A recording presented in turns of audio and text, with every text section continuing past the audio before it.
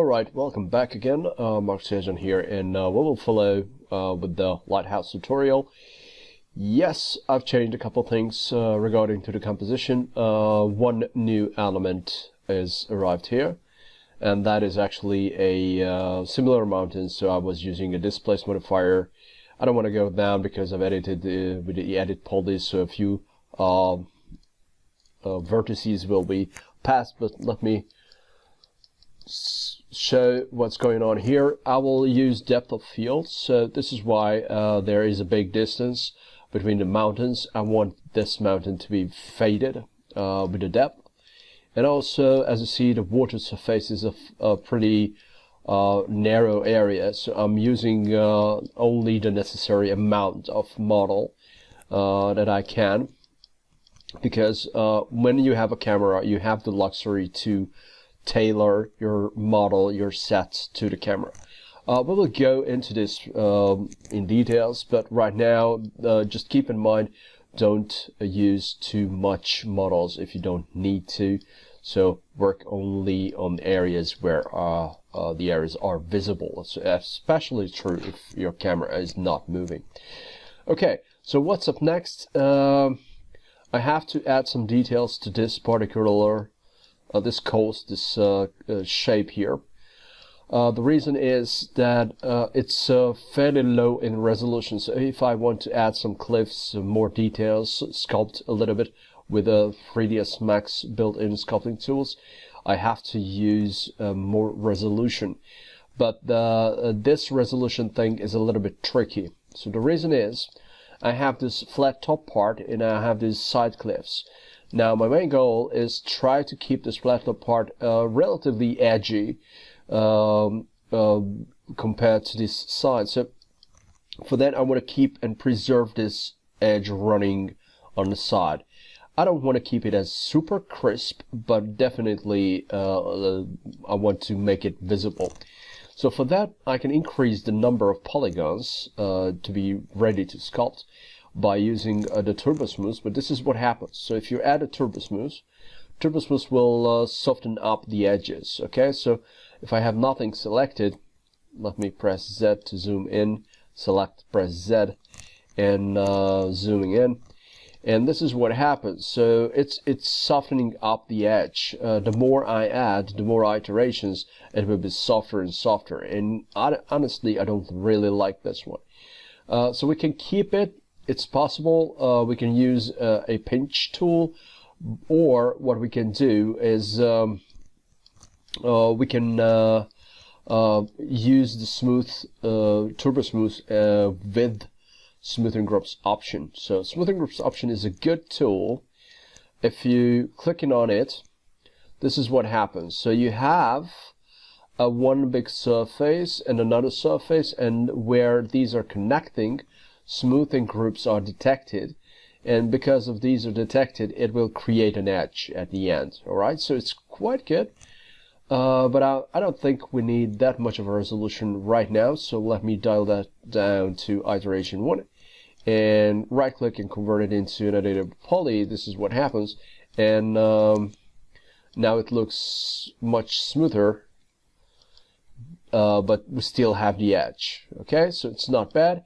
And honestly, one more turbo smooth without the without this smoothing groups option can actually add a softer but still visible edge. So I have a kind of a midway solution. So I've used turbo smooth, increased the smoothness of this running edge, and increased the number of polygons, but also kept some kind of a geometric detail. So let me right click, convert it back to editable poly, and now this one is ready to rock. Okay, so first of all, let me switch back to the camera view. I want to add some ridges here, and want to alter the angle. So right now it's too vertical. I want to this a little bit more jagged and a little bit more interesting, and probably I want to lift up this area. So to add a kind of a slope that drives our eye to the center of the image, towards the center of the image. It's too flat. The background mountain is okay, but right now I want to pull this up. Okay, so for that, we can use the shift tool. Now be careful, because by default the shift tool is using the depth option. So this is what happens. Let me shift F, go to perspective, and show it to you. So it's kind of like a laser beam effect. So when you are using the shift and dragging, it will drag everything that is below the brush. Okay, so it will detect and grab these tools, these parts as well. So let me undo this even more. Oh no. So sorry, too many steps. But what we can do is we can go into the shift options and choose, instead of that, we can choose spherical radius. And the big deal with that is spherical radius is only affecting the material that is just basically just below the brush, just below like a tiny volume. So it's not grabbing the full side, it is just grabbing a spherical fall off, a smaller threshold. And the reason to use this, because if I'm in the camera and shift F and I'm using the depth, I will move everything simultaneously. But right now I just want to select this part and move only this, right? So just grabbing this one or grabbing this in the viewport, just adding some details. Or if you want to increase the size of the brush, Ctrl Shift, increase the size. If you want to increase the strength, you can choose Shift to adjust the strength with this particular brush. Okay, so I'm also lifting up a few things. Right now there is kind of a slope. Maybe here it's not visible from the camera, but I can sense how the item is grabbing. Ctrl Shift, reduce the size, and adding up a few imperfections here and there. And now I'm switching to perspective, and I want to paint some ridges here, ribs or ridges. Okay, so for that I will use the push-pull brush. By default it's fairly big. So if you want to decrease the size, don't forget Ctrl Shift and left mouse button and drag the mouse. Okay, so this is how it works. To increase or decrease the strength, you can adjust this value, or it's faster if you're holding down Shift and Alt and left mouse button. Okay, and by default it will pull out. I'm using a mouse, so I'm not using a pen tablet. Many of you might don't have it as well. So by default it pulls out. If you're using Shift, it will smoothen out the ridge. If you're using Control, it will try to remove every change you made. So it's not a flatten, it's just removing the changes you made. But if you're using Alt, and many things when you're using Alt in 3dsmax, it is actually pushing in details. So let me Alt W, switch back. I want to see the camera view and want to see where the brush is. So here I made a ridge. Let me add up more. So I'm just using more and more here. And Shift is smoothing out things. Another here. So the strength is fairly low, but okay, here is it visible? Yeah. So that's where we are. That's where we are. I want to add a strong thing because shadows will be quite funny and important. So here we have this extra push. Maybe I can pull more under the water. Okay, and then just reduce the size and push it back a bit to add something. Okay, so yeah, here we go. Right, you don't need that much polygons because lower polygons sometimes helps to generate the rocky effects a little bit better. You can always increase the size, but for drafting out things you don't have to go crazy right at the beginning. Okay, let me choose the shift, and I will switch back to the depth mode. Yeah, let me switch that and try to pull out. And yeah, pulling it out. Alright, so it's a kind of interesting effect. Okay, I'm checking what's going on with the camera, and also I want to lower it, so just lower it slightly. Okay, not bad. Maybe here we have this bump, but honestly it's not really believable. I know it's not visible from the camera, but please keep that in mind. We have shadows, we have light coming from a direction, and it can create kind of a weird small shadow. If I want to actually have a shadow effect here, I have to properly build up this hill. It's good as a starting point. It is good that I don't have to guess. But right now I will switch to the push-pull and switch to a larger brush, move this away, and just lift this up a little bit more accurately. Okay, so I'm not just randomly increasing it. I try to accurately lift this up to add the slope. Okay, of course we have the trees here, and probably I can stretch out the ground a bit. So if I'm zooming out, because it's screen relative size, the brush will be bigger. So the model is actually, if you're zooming in, you can work on details. If you're zooming out, you can work on the entire lens. So it's a good and effective way to help things out.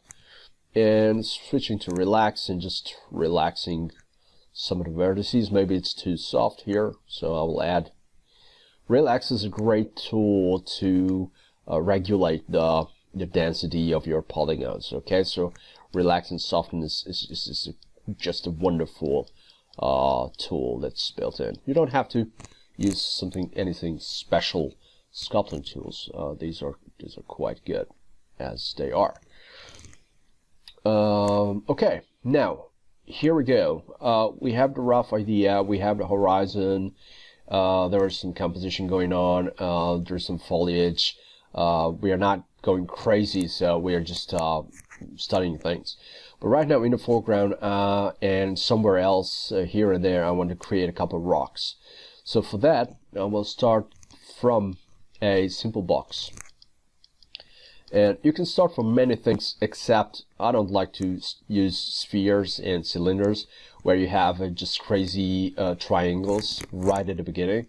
So I like to use a box, and let me turn on auto grid. And auto grid will help me to put this right in front of us. Okay, so this will be a rock. Auto grid is actually a good option to place on a surface. Okay, so it's a 3D interactive tool option. Okay, size is looking quite good. So let me go full screen, Alt W, and let me isolate this rock, Alt Q. Okay, so now I can focus on my model, just on my model. Let me increase the height a little bit, and it's time to add some segments. We need a few, not many, but a few segments here and there. Maybe it's alright, and a height segment. Okay, so it's fairly low, and the reason is I will add another modifier called relax. Relax is actually just like making it a little bit more softened up, and that's a good starting point to work on the model. Alright, let me convert it back. Maybe iterations, can I increase? Yeah, it's not really looking good. 2 is enough. Convert it into an editable poly. But please consider, if we are turning off the visibility, relax is actually reducing the volume of the model. Okay, so don't be surprised if you're going for an exact size. It's not the way. You have to, later on, you have to scale up the things. So convert, editable poly. Here we go. I will use these tools. So in the freeform, the ribbon is open. So freeform, if you don't see the ribbon, you can always check in. It takes some time to load. So convert and editable poly here, and let me increase the number of edges. So probably there's something called mesh smooth. So I can use a mesh smooth. If I hit it once, it will add some polygons here and there. And before we are going crazy, I like to add a noise modifier. So noise modifier, is just a rough thing to crank some details. So 10 meters, no, it's just way too much. We don't need 10 meters, just 0.5, 0.5, 0.5 in all directions. So it's the strength value is actually a displaced value, but the problem is by default the scale is 100%, so it's just barely visible. You have to dial this down, this value, and the lower the value is, the more effect it is, and the more effect will appear. Okay, so it is pretty much a rocky surface. Okay, just let me drag that down. Alright, so it will add some kind of a random effect for you. So let me convert it back to editable poly, and using the shift brush to just add some irregulation, make it a little bit more round, as rocks usually are. Those are a little bit rounded, so the shape is not really a brick. You have to make it look more natural. Okay, I'm pretty satisfied with this, and here we are. We have a couple edges running, and adding another mesh smooth might help us to follow with the sculpting process. So mesh smooth here, and honestly, we don't want to see these edges. These edges are generated by smoothing groups, because originally we had a kind of a cubic form that had individual polygons, and those polygons were part of a smoothing group. But right now, let me look for the smoothing group settings. So polygon mode, every polygon is selected. I'm pressing Ctrl A to select all, and walking down and looking for the polygon smoothing groups. Now I don't care about the individual smoothing groups, so I will not adjust this one by one, but if I'm hitting on auto smooth, it might guess, and it will try to smooth the polygons within the 54-degree range. And because everything is below the 50, so everything is below that, now we have a nice and smooth kind of a rocky surface. If you want to add some edges here and there, you can use the pinch and spread brush. Way too big because it was about 20 meters. F4, let me turn this on, and so you can pull a few edges here and there. So if you want to add some edges, it will work nicely. Let me find and look for edges. Just maybe this one. Yeah, I'm sure we have something going on here. Okay, there's also a good tool as the flatten brush. So if I was too strong, I can use the shift key to just reduce a couple things. Okay, looking around, flatten brush is used. Wow, it's too strong. But looking for surfaces to be flattened. Alright, so it's up to you. You don't have to be perfect, but make it look like a chunk of rock. Okay, that's it. So we have this stage. That's great. And now it's time to use some relax. For example, here and there where you have the mesh is looking too odd, you want to add some relaxation. Relax will try to maintain the structure, but it is just softening up things. Okay, so it still looks like a rock, but at least we don't have those very weird.